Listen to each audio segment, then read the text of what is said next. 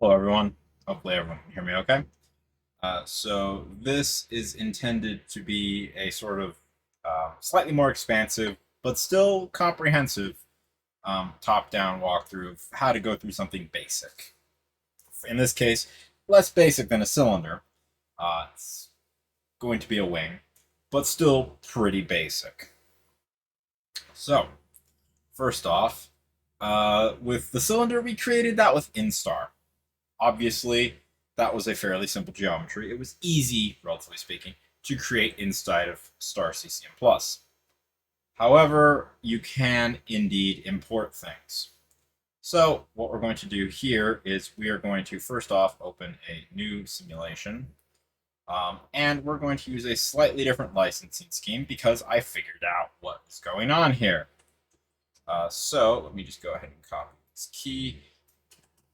This is a key that you can use. It might change throughout the semester, but the unique thing is using these new options, you can use more than one core. So, let me explain a little bit about the licensing here. Previously, we'd been using serial. We've been using one CPU thread, one logical processing thread. And then we were talking to the server at San Jose State. This sort of bypasses both of those. We can use more than one thread. Generally, you can put in however many cores your computer has minus one, or minus one or two, depending. Note that is physical cores. If you have a CPU processor that is hyper-threaded, then it would be the number of physical cores, not the number of logical cores that Windows will tell you. So to use more than one core, we select parallel on local host. This is using multiple threads in parallel on the local machine, the host. So for this computer, let me think here. That's, I think, 8 and 8. So I think I can give this up to about, I'm going to give it 14 cores. Because I think this processor has 8 performance cores, 8 efficiency cores, and I'm going to subtract 2 so the Windows has something to run on. So 14. So I'm going to use 14 cores. And I am going to, we'll leave that alone. We also need to change this from default, which is a serial session by default, to SimCenter Star CCM Plus Power on Demand.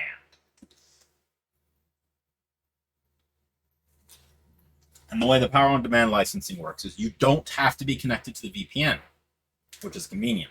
So you can still be connected to your normal internet connection, do whatever you want. You do still need an internet connection.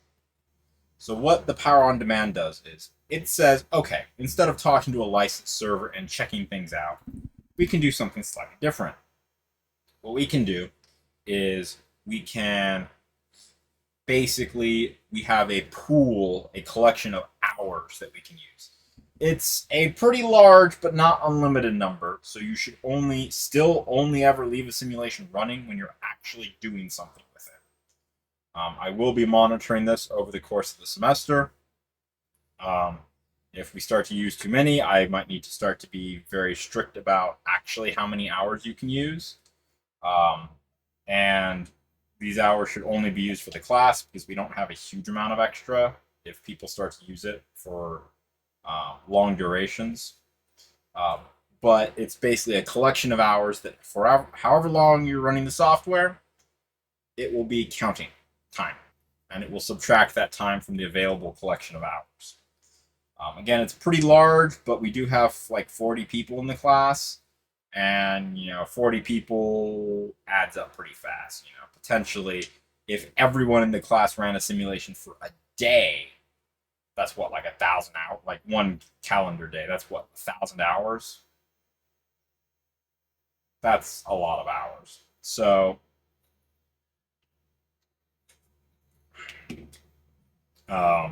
we can't be running things around the clock, but we can run things with more than one core. So this is what I'm going to do for the moment. we can leave this the same. If it will not succeed in talking to the server, that's okay. It'll default to talking to the server it actually needs to talk to.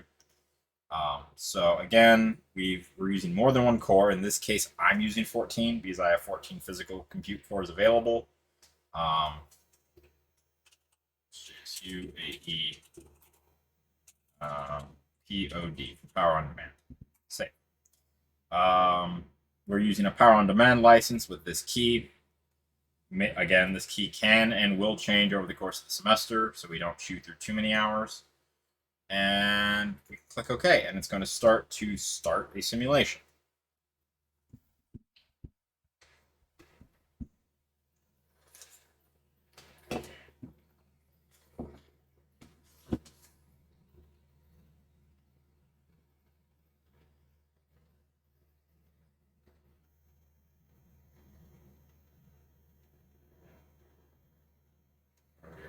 Okay.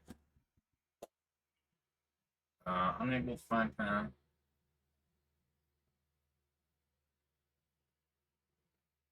Well, this worked a second ago. What gives? Hold on a second here. We might need to point it at a different server. Let's try this again. Wait. No, it figured it out, I think. Sort of. What's it doing?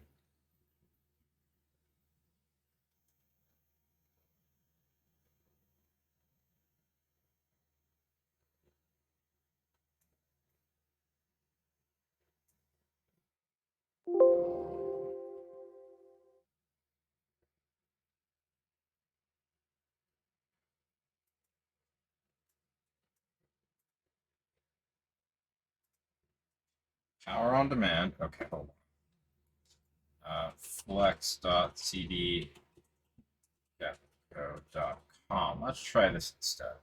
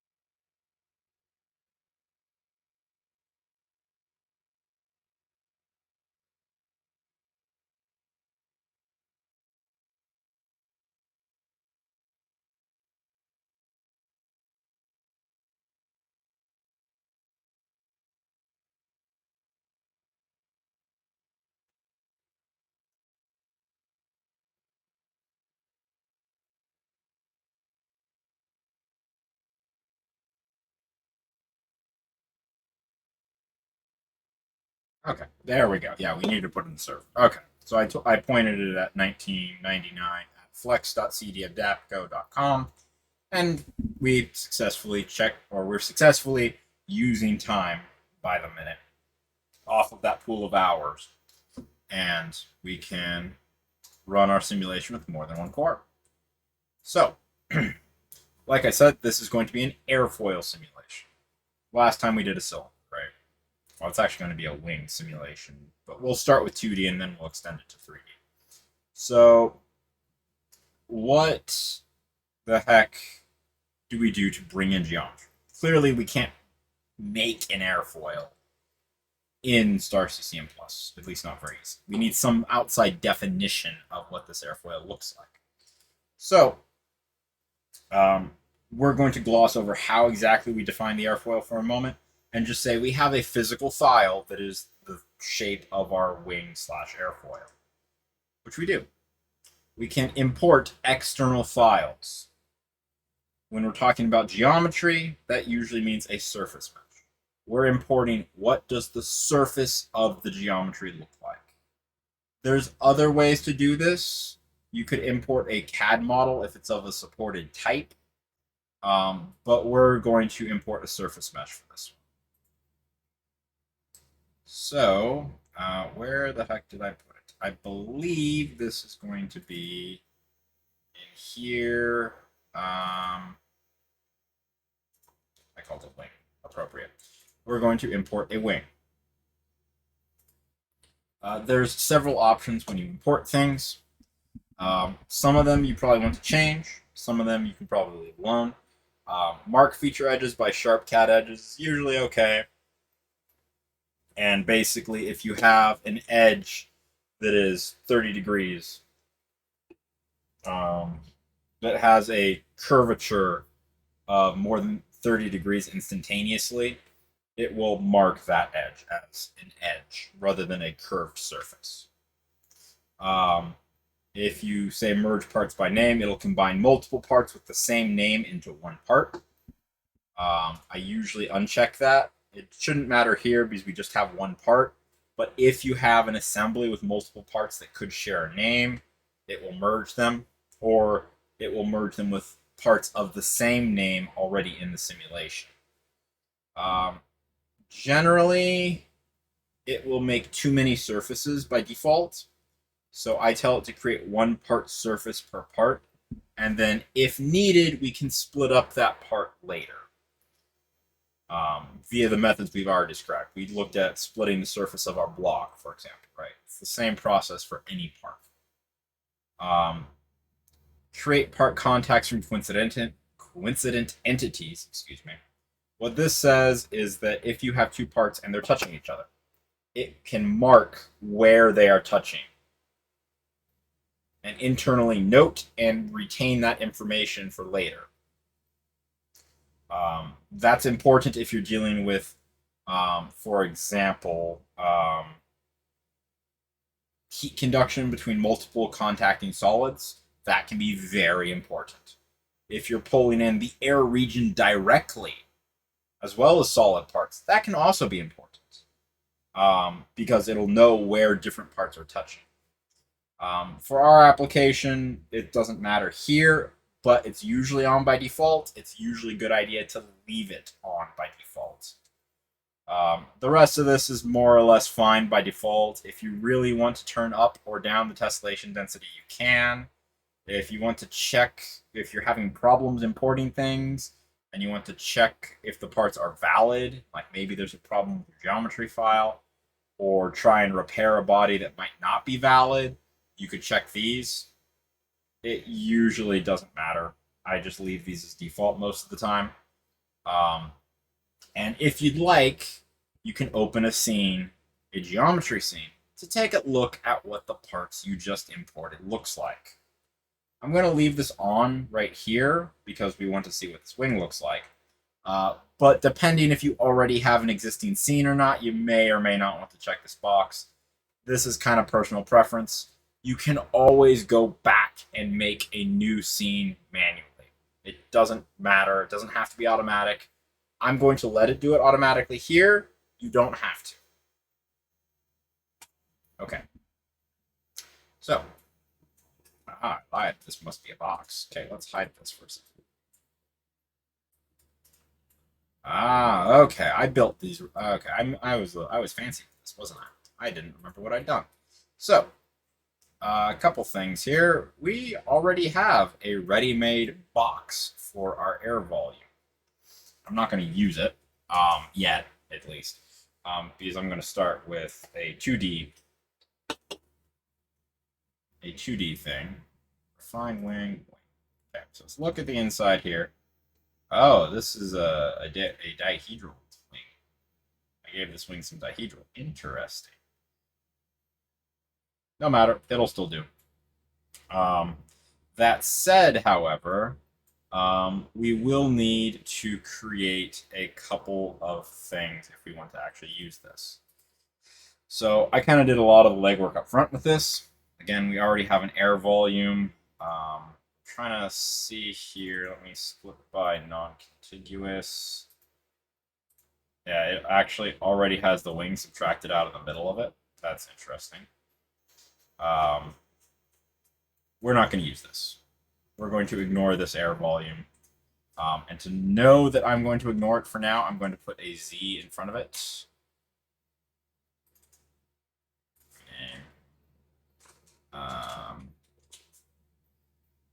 Okay.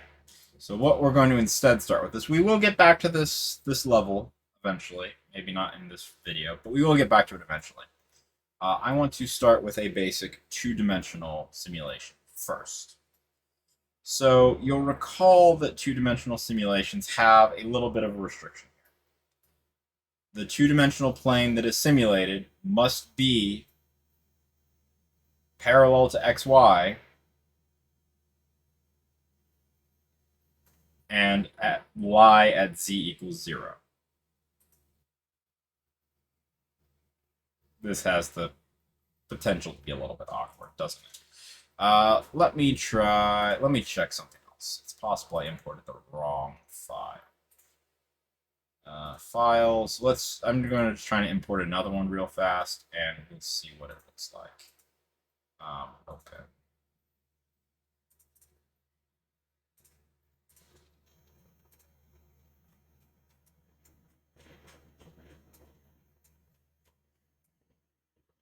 Oh, much better. Okay.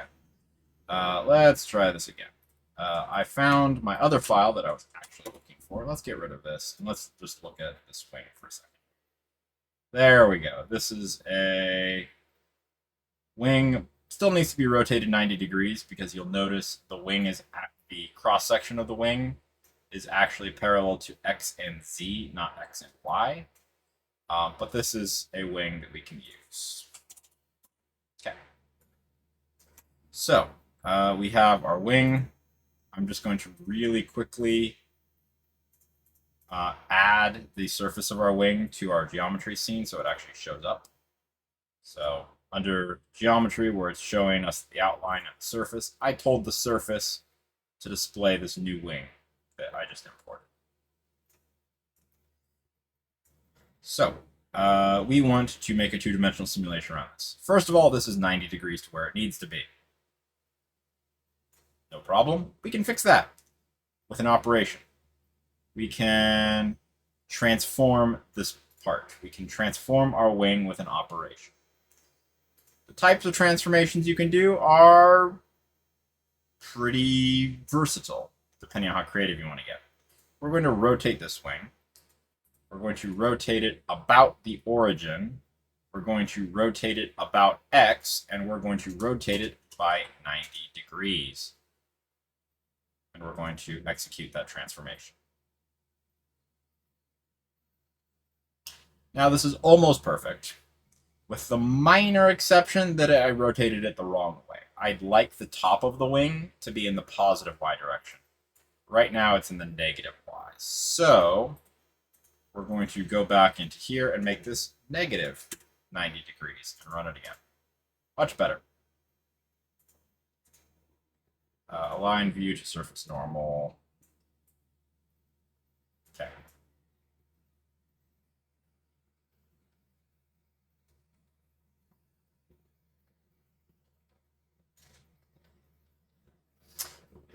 Also, it's a little bit hard to tell.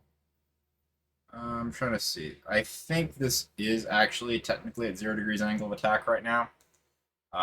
Because if we look at a line that goes from the leading edge to the trailing edge, incidentally, it's almost exactly a meter, and the delta y height is practically nothing. It's less than half a millimeter over 1 meter. So this is at 0 degrees angle of attack right now, believe it or not. Incidentally, to measure things, we have a measuring tool. I forgot to mention this before. It looks like a little ruler. It's in the toolbar at the top. We can click measure distance and click on parts in our simulation. And we can measure things. Like I said, our y deviation, so our distance in this direction is almost 0. This airfoil happens to be about 1 meter in chord length, front to back. There is a slight Z anomaly from where I clicked. Not entirely sure why that is, but should be okay. And there's a little bit of perspective going on. We can change our perspective, our projection mode from perspective to parallel. It really doesn't matter too much. It just kind of is a matter of preference here.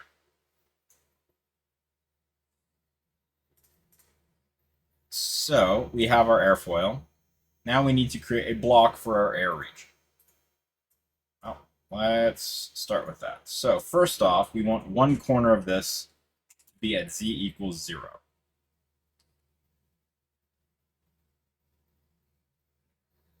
We're going to put this, let's go with 5 meters upstream. Might even be a little bit close. We'll go with 10 meters upstream. How about that? Downstream is going to be 30 meters. That's probably about right. We can probably get away with maybe a little bit less, 25 meters downstream.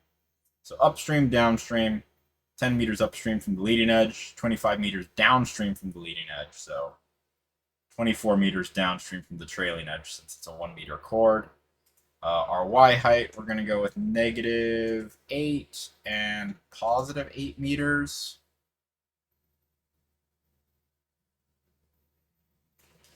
And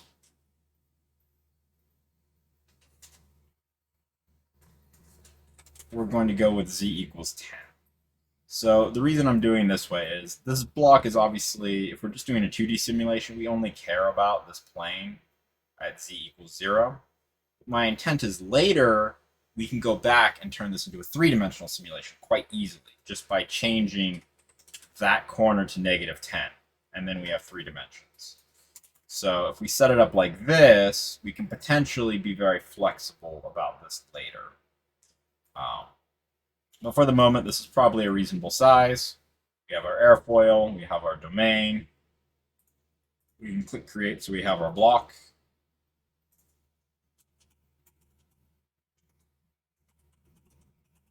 That defines the extents of our air region. Very similar to the way we did the cylinder, we now want to subtract our wing from our air. So we select both of them, and we're telling it to subtract from the air. And we want to do that right now. So we now have a subtract.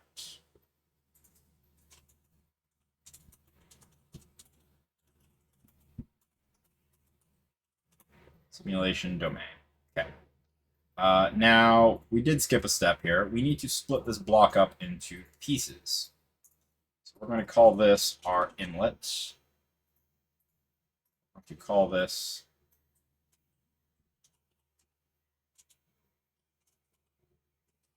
out of plane create. Plane meaning this is the plane we're trying to simulate. Also create.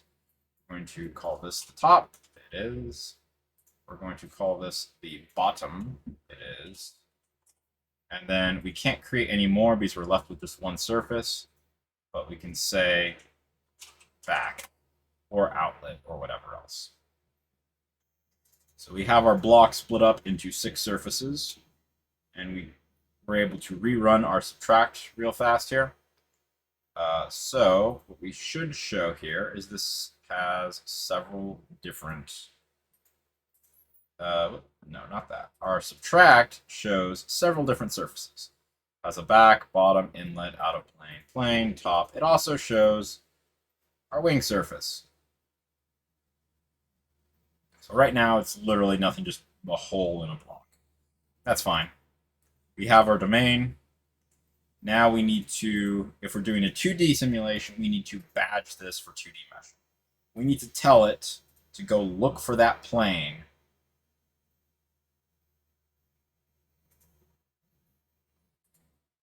that we're simulating, and it appears to have found it. So if we select these various things, we see that it marked a simulation plane, it marked several edges, it marked this plane as not participating in the simulation at all. It definitely managed to successfully mark this as a 2-dimensional thing. You can see it by the little red mark. If that didn't show up, it would have thrown an error, and we would know that it didn't succeed. But it did. It did succeed. So, actually, hold on a second here. Let me I might get a little bit louder here. I apologize. Because I think I'm coming through awfully quiet. Let me turn this up a little bit. I'm going to give myself like 3 decibels, maybe, just so my natural talking volume is probably a little bit closer to what you expect. Um, Hopefully that works. If it doesn't, you can tell me later. And the next video I make will be better. Okay, where were we? So we now have our successfully badged simulation domain. It recognizes what we called simulation domain. This part is now a 2-dimensional simulation. Now we can tell it, hey, yes, we do actually want to simulate this region. Let's assign it to a region.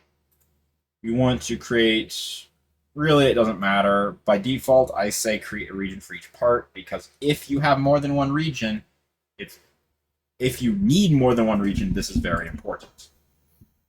If you only have one, it doesn't matter.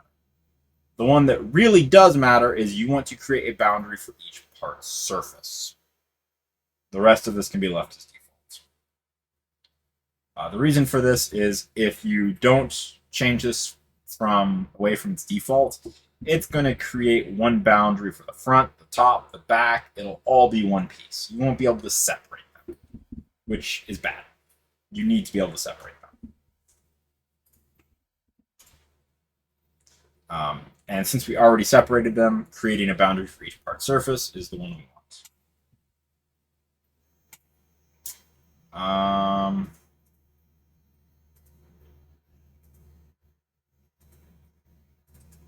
New. And actually, we're going to add an extra rotate in here. Any guesses as to why?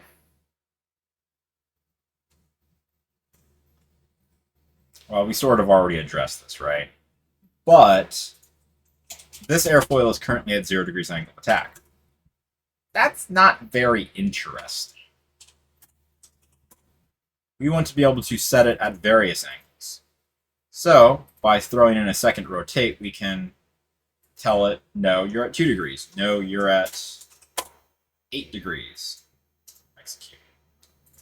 And we can have our domain fairly dynamically adjust based on the value we give to this operation. So we're going to put this at -4 degrees. Let's tell it execute all. It transforms, it reruns the subtract, it runs the badge operation, and our regions should also update simultaneously. Yep. See, we changed it and our region also updated, which is good. So, 2 things here. We need to set up a mesh operation for a 2D mesh on our simulation domain. We're going to use a polygonal mesher and a prism layer mesher just like before. But before we do this, let's pick some of our boundary conditions really fast. Like before, the back, the top, and the bottom are all going to be pressure outlets. These will let air move in, they will let air move out. They're not really forcing the simulation in any way whatsoever. The front is going to be a velocity inlet. This is going to be the velocity of our airstream, and then our airfoil itself is a physical wall. That's fine.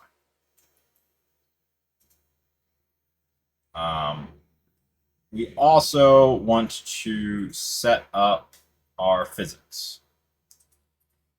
So if we have to start with a 2-dimensional wing. We're going to do it steady flow. Wings tend to be pretty steady, especially at low angles of attack. They're pretty steady things. It's going to be air. It's going to be segregated flow for all the same reasons we've already discussed. We're going to go with ideal gas, segregated fluid temperature, turbulent K omega, and then that should be fine. Yeah, that should be fine. Pretty much all the same settings we selected before. And now we can actually tell it, hey, we're going to be going at, let's say, 160 miles per hour. The pressure's So 160 miles per hour, sea level pressure. That's what we're dealing with here. Let's mess with the mesh. Remember, this wing is pretty much 1 meter front to back. 1 meter chord length. Pretty much spot on. So we're probably going to want this base size to be something in the realm of like 5 centimeters, maybe even less.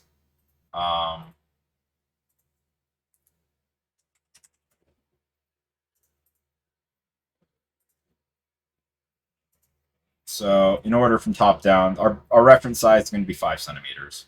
We don't have a CAD to project to, but the default's fine for that. We're going to try it. We're going to have it by default make any cell 100% of the base size, 5 centimeters. The minimum surface size is 12.5% of that base size, so 6.25 millimeters. It's going to try and approximate circles with up to 36 points, or at minimum 36 points, for a complete 360-degree rotation. If any surfaces were close together, it would try and put a minimum of 2 by default points in between. This really doesn't matter, so it is not something to worry about. But I'm going to tell it, hey, don't bother looking anywhere where parts are further away than half a meter from each other. Surface growth rate, we're going to turn this down to 1.1, 1.05. We're going to, yeah, 1.05. Prism layers. We're dealing with an airfoil. If we're going to crank this up to near stall angles, the boundary layer matters quite. In general, the boundary layer is going to matter substantially anyway, so we probably want quite a few prism layers. Let's go with 12. If I wasn't caring so much about the behavior of the boundary layer, 4 might be enough if you really, like, we're just doing like heat transfer or something like that. If you're really worried about aerodynamic forces, you need more. So we're going to go with 12. The default stretching is probably fine. And I'm going to make this 75% of the base size. So these will be the total boundary layer thickness is going to be about 1 inch. I don't know if that's appropriate yet. I think that might just be a reasonable starting place. We will see. My suspicion is this base size actually needs to be something more like 2 centimeters in looking at this. That's probably more reasonable. Again, to some degree, equal parts art and science, figuring out how big cells need to be where. You can do the math. I'm running a little bit on intuition here. Mostly looking at the boundary layer thickness. If this was 5 centimeters, a prism layer total thickness of 75%, which is probably about right to get the cells growing at the right rate, is going to give us a boundary layer that's like 1.5 inches thick. That's not going to be what it needs to be for a wing of this size, I don't think. So we're going to go with 2 centimeters here, and we'll give it a go and see what it looks like. Next up, same thing as the cylinder. We don't need cells that are all that small out near the boundaries. We're going to create a surface control for the back, the bottom, the inlet, and the top that is going to make them much, much larger. So we are saying on these 4 surfaces, you can see them highlighted. Barely, but you can see them highlighted. We are going to change the target surface size to something else.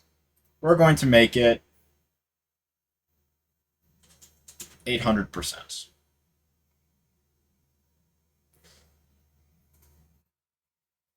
Now, there's another thing. We don't want any cell to get larger than, I'm going to actually name this far field boundaries. We also just, in general, probably don't want any cell to get larger than about 800%. So we're going to create another surface control that is the plane that this simulation exists on. So everything will have a new target size. Remember, target size is effectively the maximum of 800. Nothing should get bigger than 800%. So everything out here is going to try and be 800%. Near the airfoil, it's going to try and be a lot smaller. It's going to try and be only 100%. And now, surface control here, we want to refine the area behind the airfoil. Airfoils are relatively clean aerodynamic forms, but they do still disturb the air behind them. So we are going to try and do a wake refinement. Let's rename this. Airfoil, wake, refine. So we're going to leave target size alone, minimum size alone. We are going to activate wake refinement, though. So, let's see here. Sweeping out 15 or 10 meters, probably pretty reasonable. In the positive X direction, that is probably fine.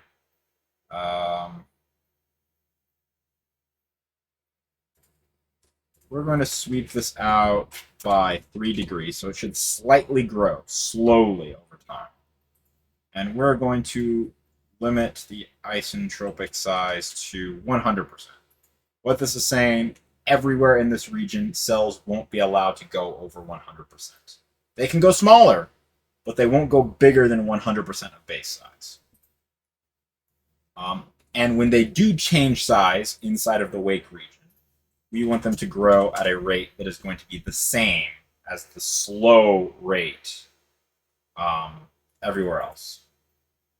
1.05, so 5% growth rate. Let's hit execute and see what this does.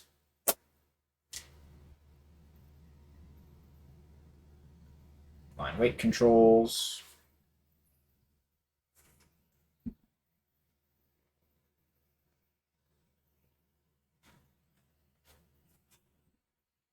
Okay, 85,000 cells. Let's see what this looks like. Let's create a new mesh scene. Not bad.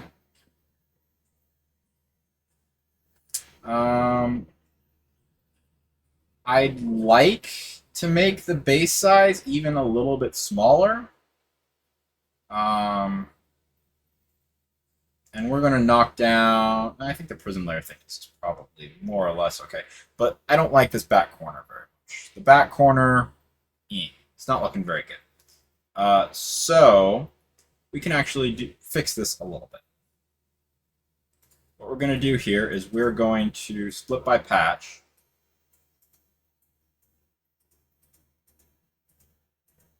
There we go. It's hard to see because I put this in perspective. Actually, it's just hard to see because of that. Let's take a look at this. So if we split this by patch, notice that the back edge, where'd it go? Geometry scene. Oh, where's our wing? Split by patch. Notice the back surface is actually separate. This is a hard 90 degree or nearly 90 degree turn. We're going to split this off and call it airfoil TE, airfoil trailing edge. And we're going to use that. We're going to use it by making a new surface control that is going to make the cells smaller, significantly smaller, at the trailing edge of the airfoil. Target surface size, we're going to make this 25%. And we're going to let it go down to 5% of the base size at the trailing edge of the airfoil. Again, the only thing this is doing is what we just did is we took this trailing edge surface and we made it a separate thing. we made it a separate thing so we can change how the mesh behaves back here.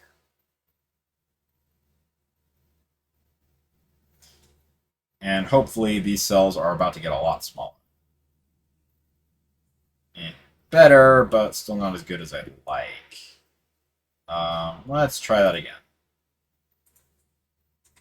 We're going to make this, you know what, we're just going to make this real small. It's only a very small area. So we're going to make this, we're going to let this get really small because this is a behavior I especially don't like. Like, this is okay out here.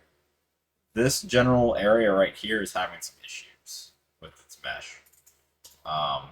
Specifically, notice this weirdness with these two triangles in here. It's like these 5 cells are having a real hard time. There's a little bit of weirdness going on there and there as well. Basically, this 90-degree corner, the cells are too big to make that 90-degree corner very gracefully. And that's generating some issues.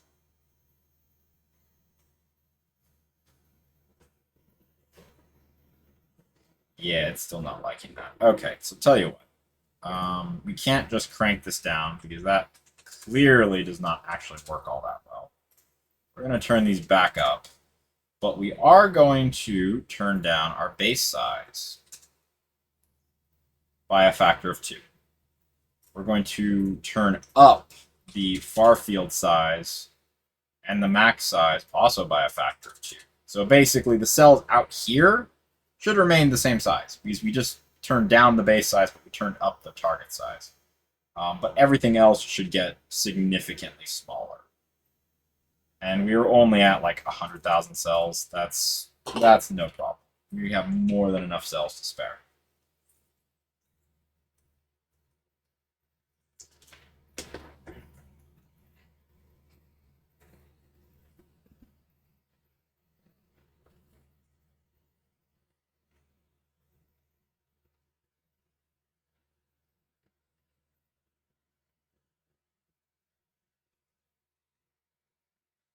See, it's taking longer, that's for sure. Still a little bit of weirdness, but that's doing a lot better than it was, at least. And that's not pretty, but it's probably serviceable. But the last thing we can do here is let's actually knock down a couple of prism layers. We're going to turn up the stretching a hair, so the bottom prism layer will be thinner, and the top prism layer will be thicker because they get thicker faster. But we're going to make the prism layer thinner in general. Because I think that's part of it, is the prism layer is just so thick, it's having a really hard time turning this corner.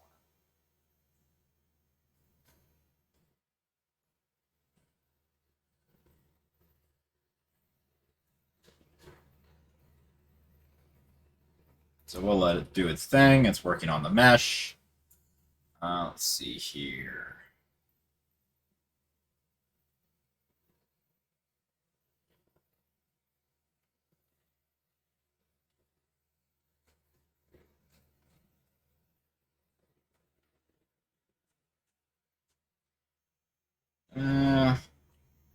Probably serviceable. Again, this I could foresee as being a problem spot. There's a couple of weird cells in here, but you're almost never going to get rid of all the weird cells. And they're mostly serviceable. So we'll give it a go and see how it works. So this is our domain. This is our airfoil. We're going to be testing it at 160 miles an hour. But we want to know something about this, right? We want to know how much lift is this thing generating? How much drag is this thing generating? We've seen a couple ways to make some pretty pictures, look at pressure, look at velocities, etc. But let's actually look at some numbers. To look at numbers, we need a report. A report is basically a way to say, hey, let's go measure this thing. It could be many different quantities, many different types of ways of measuring things. You effectively, if this were reality, it would be looking at an area of flow and saying, I know everything about this. What do I actually want to measure? You could look at how much mass is flowing through an area. You can look at a quantity based on or averaged over mass flow. You can look at moments, moment coefficients, pressure drops, pressure corrections, temperature changes, how much thrust a thing is generating, if it was generating any at all, forces, center of loads, force coefficients, heat exchanger properties. You could do surface averages, surface uniformity calculations, line integrals, volume integrals. You could measure how much compute resources the system's using. You could do some more fancy stuff with taking maximums, minimums, again, surface integrals, volume integrals, sums. You can do more complex things by programming your own expressions in various ways. There's a bazillion different things you could do to measure things. For us, we probably want just a couple of basic things. The first thing is we're going to want a force measurement. We're going to want to measure, let's say we want to measure normal force and axial force. Okay? Well, let's recall, how is normal force and axial force defined? Well, normal force and axial force are defined relative to the reference line of the airfoil, which would be the chord in this case, front to back. The issue is the chord is not necessarily stationary with respect to this coordinate system. We rotated it, remember? If we change the angle of attack, any calculations we would do would be outdated. So let's try and make our own custom coordinate system. These can be very powerful. Admittedly, they can be a little bit finicky. So we're going to make our own. So down at the bottom, there's a folder called Tools. This is the stuff that you may not need, but if you need it, you really want it to be there. So, and there's a folder, not coincidentally, called Coordinate Systems, where we can make new derived coordinate systems. So there's always going to be one, the laboratory coordinate system that everything is based on. We can make a new local coordinate system that is defined based on that.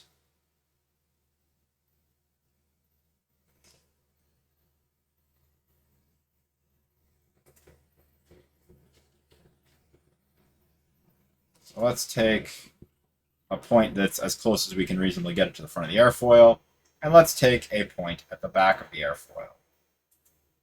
So if we click on this Define and Scene button, it allows us to just click on points. So that's one of them.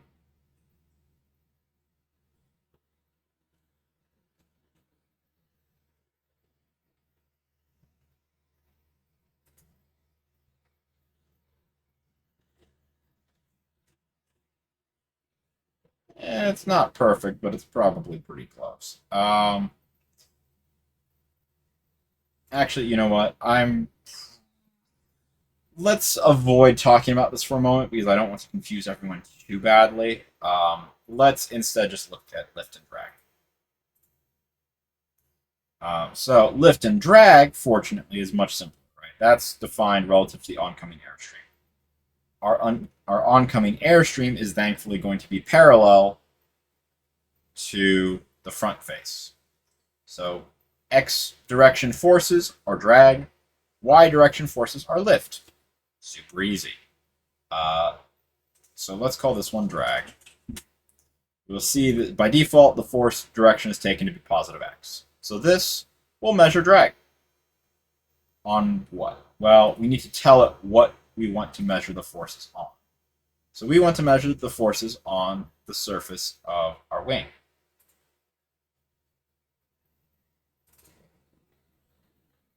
Now, there's no data yet because we haven't run the simulation yet. But this should measure the forces on our wing. Let's also measure the lift.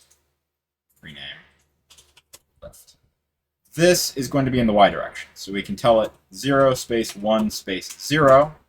And this will measure forces in the positive Y direction. This is lift. And we also want to measure on our wing. Now, what else do we want to measure? Let's measure Moment specifically pretty much about the leading edge of the airfoil, though not quite, because the airfoil moved a little bit. Actually, no, it didn't. We're rotating it at about 0, 0. So this is the moment about the leading edge of the airfoil.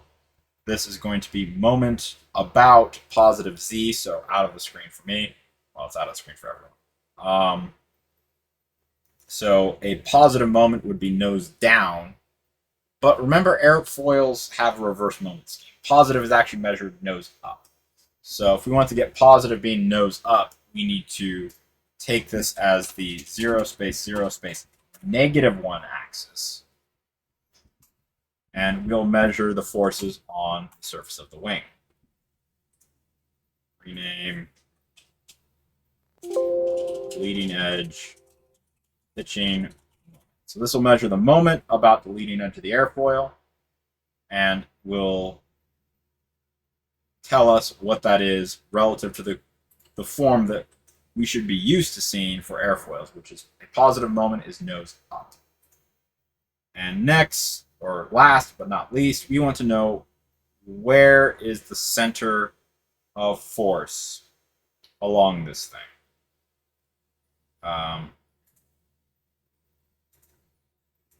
So let's plug in. So this is X CP. The location of the center of pressure, so the center of aerodynamic forces on this airfoil in the X direction. And then the center of loads, Y CP. The center of pressure, center of loads aerodynamically in the Y direction. So one of these will probably give us a value, just distance in Y. One of these will probably give a value, distance in X. And will tell us what are the forces, where is the center of the forces on this wing. Right now, there's nothing because we have no data yet. So these are just reports. They'll tell us things when we click on them. We can right-click and say Run Report. But they only tell us something once. This is just, you can think of it this way as defining a measurement. This doesn't do anything inherently. You have to set up a way to measure this. You can do it manually, which is fine for something very simple. But you probably want to be able to measure quantities automatically as the simulation progresses. Because to know when the simulation is done, you really need to know how much are your quantities of interest changing. Is your lift still changing for a steady state simulation? Well, if it's doing anything other than a little sinusoidal wave, something's probably not converged. You need to wait longer. Or something's wrong with the simulation. So you want to be able to monitor these quantities as the simulation progresses. So you have an idea if it's done or not. If you see just a flat line and they haven't changed in the last hour, that's a sign your simulation's probably done. So the way we do that is monitors. What a monitor does, it says, okay, I'm going to go take this report and I'm going to check it periodically. I'm going to monitor this report and see how it changes. Or just not even see how it changes. Record how it changes. The report defines how you measure. The monitor will take the measurement and store it. And the last thing related to measurement is plots, which allow you to plot the measurements and see what they are against various quantities, whether it's plotting lift against drag, for example. You could do that. Or you can plot against iteration. By default, it'll basically tell you, based on how far, how long the simulations run, it will tell you how these quantities are changing. So let's plot lift and drag on the same graph against iteration. We can select multiple reports and right-click on them and say Create Monitor and Plot from Report. Well, it'll ask us, do we want to create one plot for both of them, a single plot? Or do we want to make one plot for lift and drag in each independently? So 2 plots total. In this case, we want to say, let's plot them on the same one. Let's create a single plot. This plot will hold two quantities, lift and drag. We can do the same thing with x and y CP.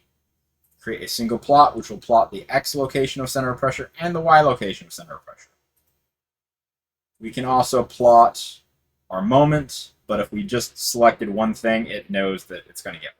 So note, if you make a plot for multiple things, it won't know what to name it. So you have to rename the plot manually. So lift, drag, plot. P center of pressure. Okay. These will tell us values. Let's see if we forgot anything. Let's try and run this. If we forgot anything really important, it's going to yell at us. If we forgot something, well, important, but more minor, it might not yell at us. It might just do weird things. Let's find out. Run.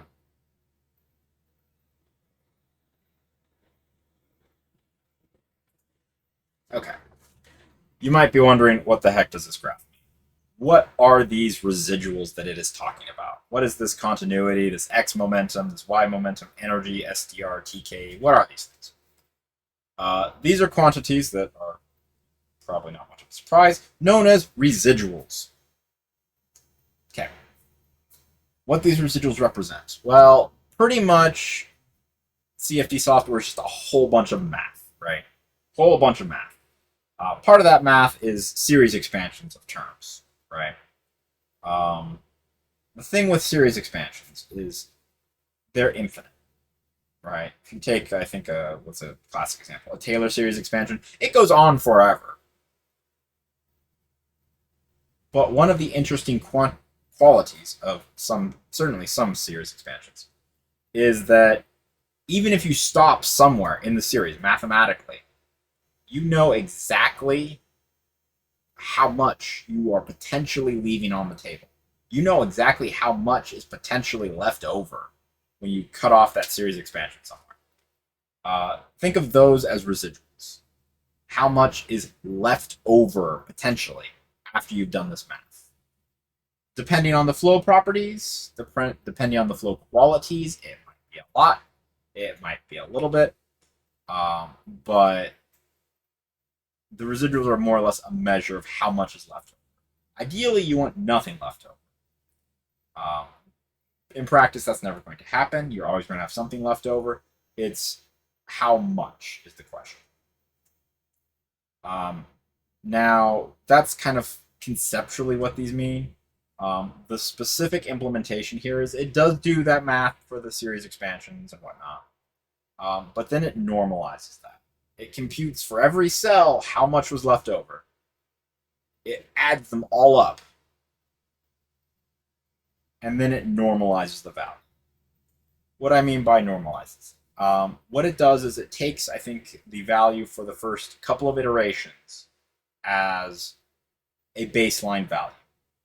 And everything else is relative to that. So the simulation starts with a residual of 1. Because that's what its reference is.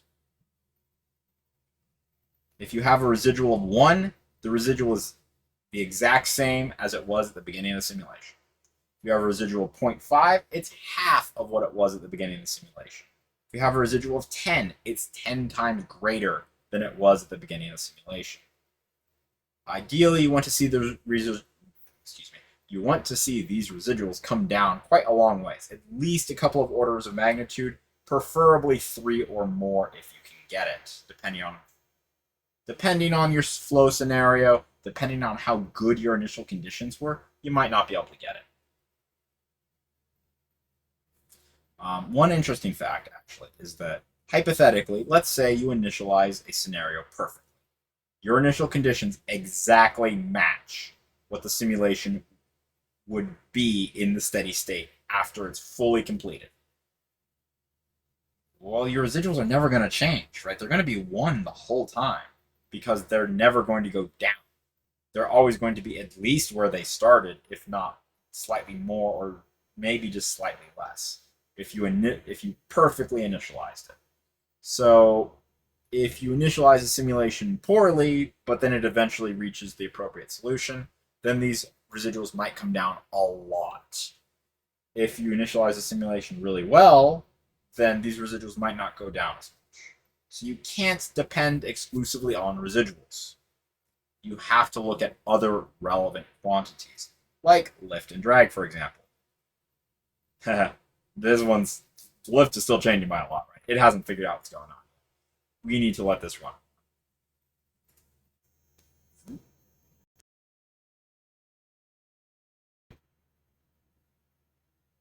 Quite a bit more, as it turns out. Of course, this is running really fast because it's taking a lot, relatively speaking, pretty much my entire CPU over here. Let's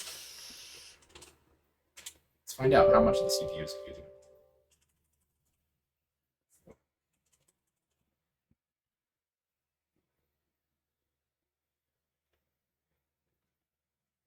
Yeah, between 80 and 90% usage, which is about what I expect because I left 2 cores on the table, right? I left 2 cores out of 16 on the table, so it's expected that's more or less the CPU usage. We'll just minimize that for now. So this quantity is still increasing. Lift is still slowly increasing. Hasn't plateaued yet. Let's take a look at what the pressure around this looks like. We'll come back to these plots in a minute. Let's look at scalar. What's an appropriate one? Static pressure. And let's look at negative 3750 to, let's say, 3250.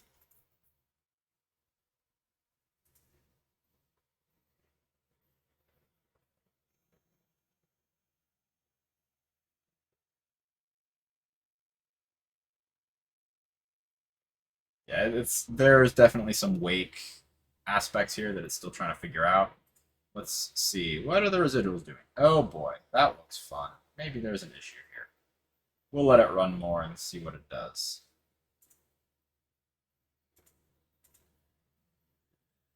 Keep in mind, we also initialize this to an initial condition of 0. So it was not a very great initialization. And you'll notice it stopped. It stopped at 1,000 iterations. There is ways to tell your simulation to stop automatically. One of them is turned on by default. These are under stopping criteria. If a stopping criteria is enabled and reached, it will stop the simulation. By default, it stops at 1,000. We can check enable or disable or change this number, and that will change when it stops, if it stops at all. I'm just going to disable this until it runs.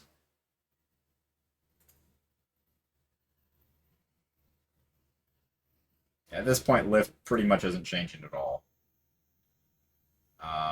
Our TKE increased a lot. These have decreased by an order of magnitude or more, depending.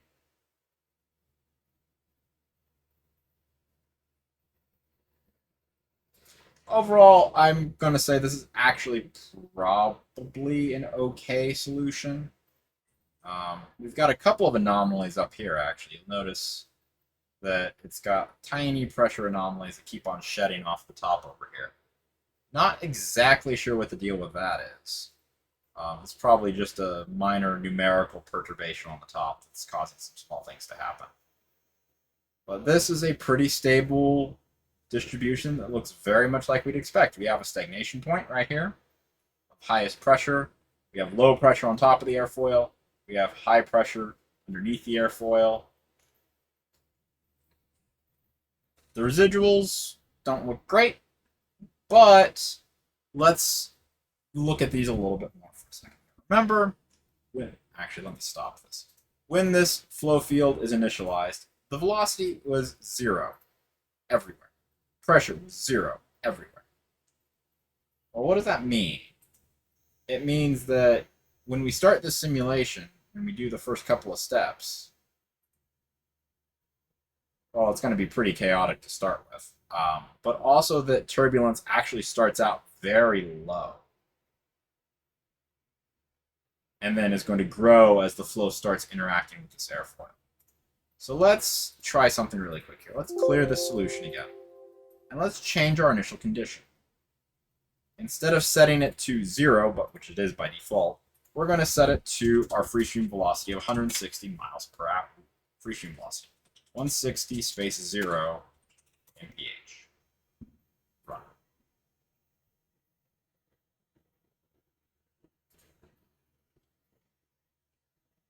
And see how this behaves.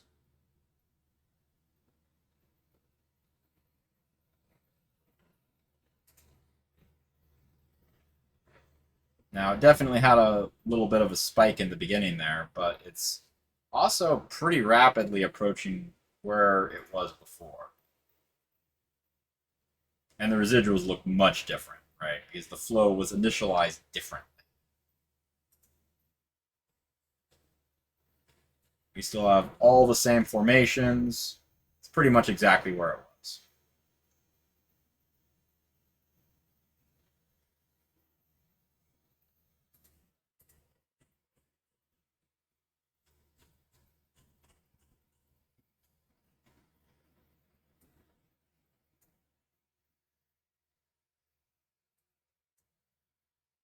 So, let's see here.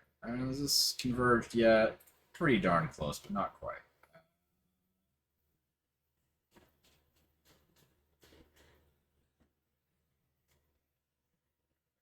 If we look on the very small level, it's drifting very slowly. But we're looking at like 2200 newtons, ever so slightly less. It's creeping a little bit, but not by much. This is a pretty stable flow field. Now, note what this says. And we can change this angle of attack partway through the simulation. It will interpolate a solution. It will figure out what it needs to do based on changing things later. So let's change this to -8 degrees and rerun all these mesh operations.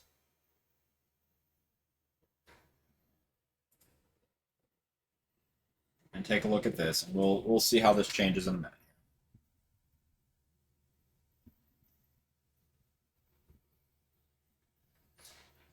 And then pretty much after this, we've simulated an airfoil.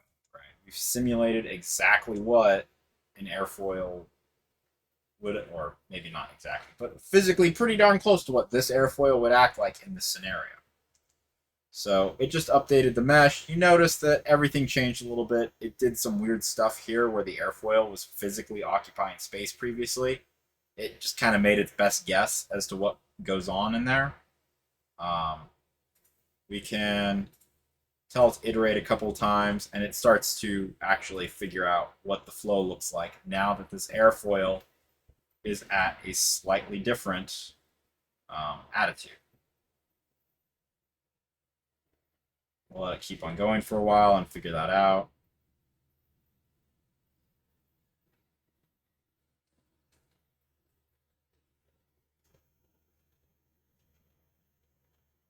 Let's look at what the lift drag plot looks like. So it's had a really big upset when we told it to run again after we changed the angle of attack. Then it started to figure things out over the next couple hundred iterations, and the lift is creeping up. So drag went from what looks like about 52 newtons up to 97-ish, 96, 97. Lift is going from about 2200 and it's creeping through 33. It's hard to tell exactly when it's going to stabilize. It's still creeping up slowly. Look at the scalar scene. It's pretty thoroughly stabilized. Not quite all the way, but getting there. And this is where we can get results for potentially many different airfoils in pretty rapid, or many different angles of attack for this airfoil in rapid succession. Like literally inside of like 5 minutes, not even. You've run 2 angles of attack, and that's including compute time. One thing I'd like to look at really fast, though, is this is telling us a scalar quantity, right? But what if we want to know what the flow field, what direction is the flow going? Well, to do that, we probably want a vector quantity. Since vectors contain not only point information, they contain the information about the direction. We can look at the direction of the flow field. Now, this is really chaotic, right? It defaulted to try and show us velocity, which is what we wanted, but that's a lot of arrows. Not the best way to visualize something. This is what is known as a glyph view, with these arrows being glyphs, and there's so many cells that there are a lot of them. So let's make it so that there's less, for starters. Let's make this, and we can change this by going into the vector scene we just made, into the vector displayer that we just made, or that it just made, and we can change how it displays these arrows. Specifically, we want them further apart, right? So let's make this 0.2. Will that give us less? Oh, on ratio 5. Okay, we can change the on ratio and say, okay, I only want to see 1 in every 10 of these arrows. Still a whole bunch of arrows. Let's say 1 in every 100. Still also a whole bunch of arrows. Relative length. Let's say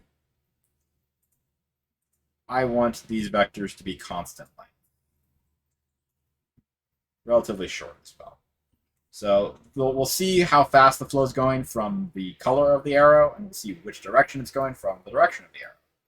So we can see that it goes very fast, or much faster over the top of the airfoil, making it up to like 200 plus miles per hour on the top here, and then relatively slower across the bottom. It's like 120 miles per hour on the bottom of the airfoil. And we can see that on the grand scale here, if we turn some more of them back on, the flow is going down ever so slightly. This airfoil's taken some of the flow, kind of kicked some of it up, and then pointed it back down slightly.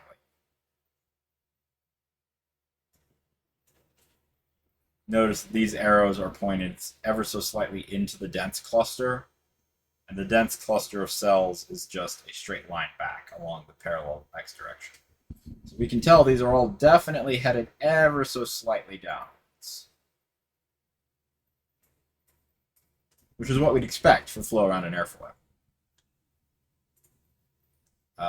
This way is one way to look at flow direction. I prefer a slightly different one, which is, instead of glyph, it's called line integral convolution. It uses these little kind of hatch lines to show us where is the flow going, instead of a bazillion arrows, which I think is more effective. So if we zoom in a little bit, we can definitely see our boundary layer.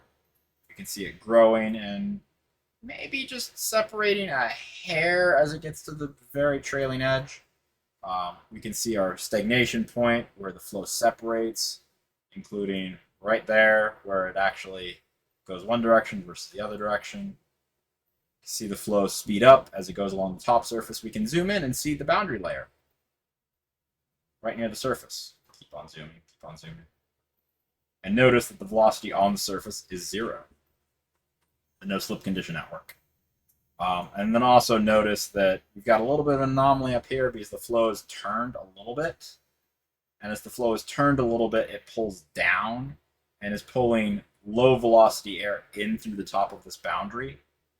This is non-physical to some extent, but it's far enough away from our airfoil that it's probably not affecting it at all. And while its velocity is lower, its pressure is not. So this non-physicality is probably having at most a minimal effect on our simulation. One last thing, just for grins, I'm going to save this as wing test. Let's put it on the desktop. Let's crank up this angle to something where this thing is almost certainly going to be stalled. Let's do -14 degrees. we're almost going to, almost, but not quite, double the angle here. Now the time, so it is.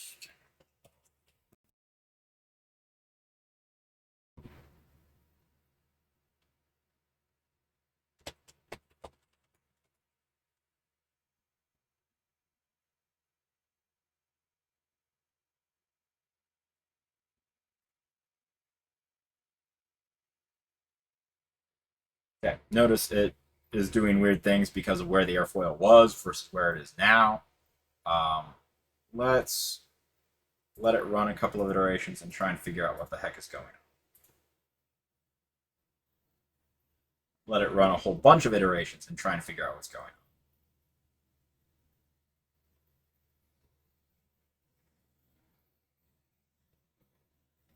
Let's look at this lift and drag plot. Yep, this airfoil is stalled.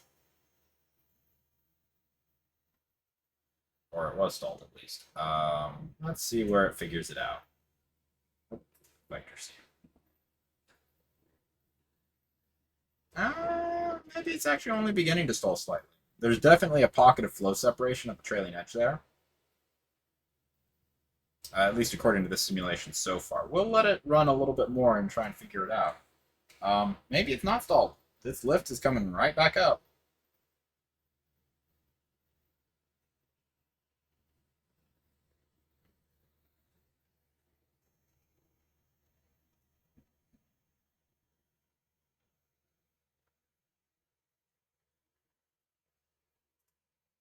Maybe I underestimated this airfoil. It might not be stalled yet.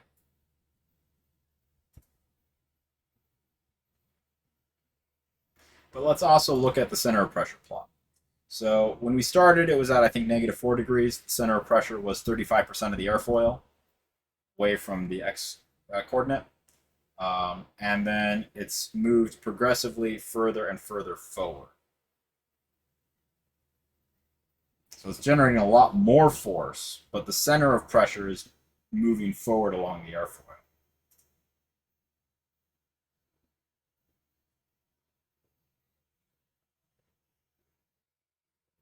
And you can actually see sort of the boundary layer imprint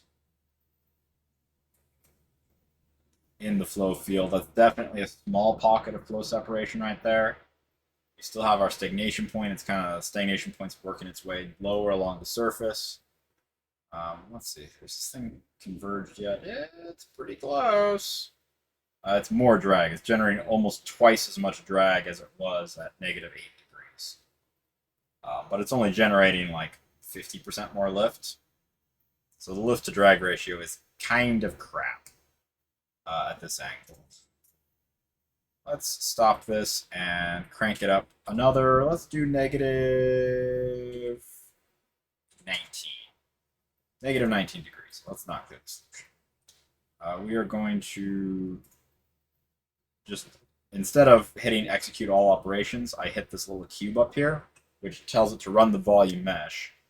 But since it knows the volume mesh operation is at the bottom, it needs to run all the operations before that, so it just ran everything and started the mesh operation. We'll let that finish, and then we'll tell it to go again and take one last look at what I think will probably be a stalled airfoil, but we'll find out.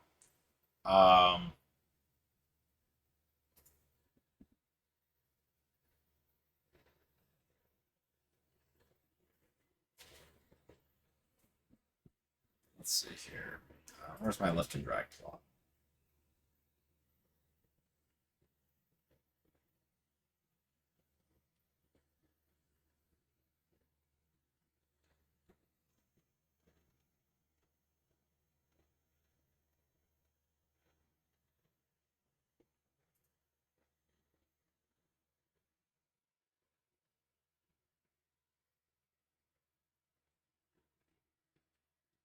Well, it certainly doesn't look like a very happy airfoil from this perspective, now does it? But it might be getting its act together. We'll see.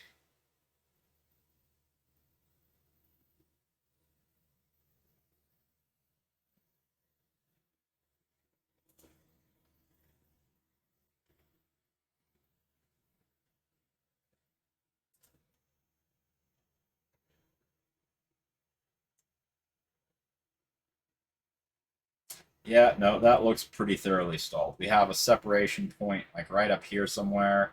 We have a pocket of recirculating flow, which is to some degree changing in size. I might have spoken a little bit too soon. But like a cylinder, when you have flow separation, it's a unstable phenomenon. So we're getting kind of these oscillatory behaviors behind it as the flow separation and the flow coming from the bottom of the airfoil mixes in an unsteady manner with the separated pocket of flow on the top of the airfoil. So like probably easily half of the surface is, maybe not easily, about half of the surface is separated flow. And we can see how lift didn't increase a huge amount, drag did increase a huge amount. It's oscillating between like 4 and 500. Lift is still about between mid 4 to 5,000 newtons, but it's oscillating. This characteristic oscillation is what you see when you try and model an unsteady phenomena in a steady state simulation, or even you'll see it you'll see it if you try and model it in a transient simulation as well. But we can definitely see that the flow is completely separated now, or maybe not completely, partially separated now, and generating stall effects and trailing edge turbulence and wake. We can see that proceed downstream from the airfoil. Scalar scene. We can see that in pressure as well. Okay, I definitely do not have time to do the three-dimensional one right now, but this is a good start. I will stop this now. I will post this recording, and we'll be able to talk about this a little bit more during class and extend on this a little bit, because the first proof of how well you can use the software on the basic level is going to be the first report. We'll talk more about that in class. So with that, I'm just going to stop this, save it, remember to save your work, and call it a day. And I will speak to everyone during next class.